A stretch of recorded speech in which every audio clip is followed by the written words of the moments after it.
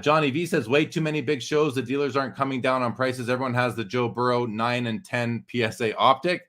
And yeah, that does becomes redundant and frustrating when you're at a show and all you see are the same cards everywhere. But I can tell you, if you're at the Del Mar show, yes, there were tables that were filled with only these shiny optics and prisms. But then there were tables, Marc's, for example, that were really awesome with unique one-off sort of items. And then you had people that just had nice vintage, people that had rare 90s inserts. Like, it was all represented, but it's not, the narrative that every showcase is filled with Joe Burrow PSA 9s and 10s is just not true.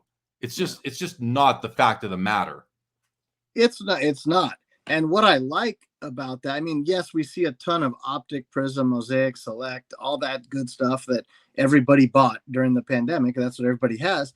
But I love the fact that somebody hit big things out of there and they're trading it into like a nice 90s insert or a nice Hall of Famer auto.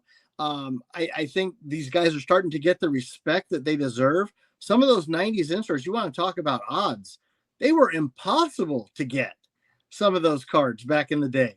And the market hasn't followed with it yet. You got these new guys that haven't even stepped on the field or played on the court yet that are going for tens of thousands of dollars. And you've got these established guys, these hard inserts that were impossible to get that are like $300 to $500.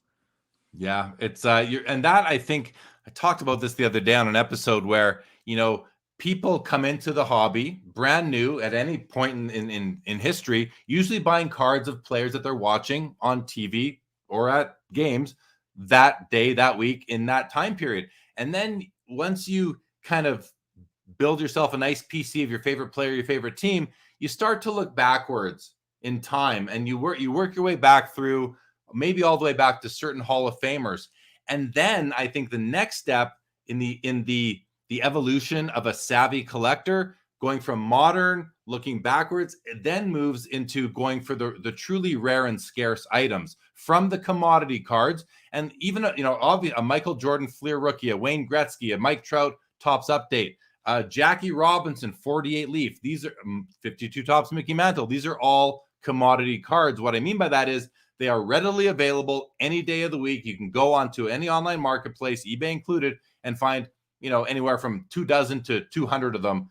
They're easily found, easily bought, easily sold. So people end up going eventually from those commodity cards, if they're serious about the hobby.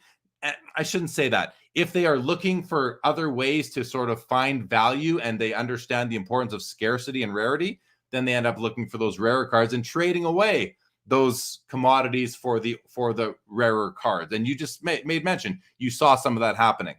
Yeah, I mean, we've seen such an influx too of, you mentioned a couple cards. Well, you mentioned the Fleer Jordan, the Gretzky, also the Kobe Chrome.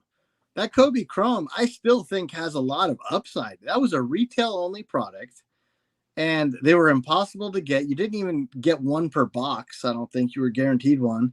And like, they're back down to like almost pre-pandemic prices. Like, it's crazy.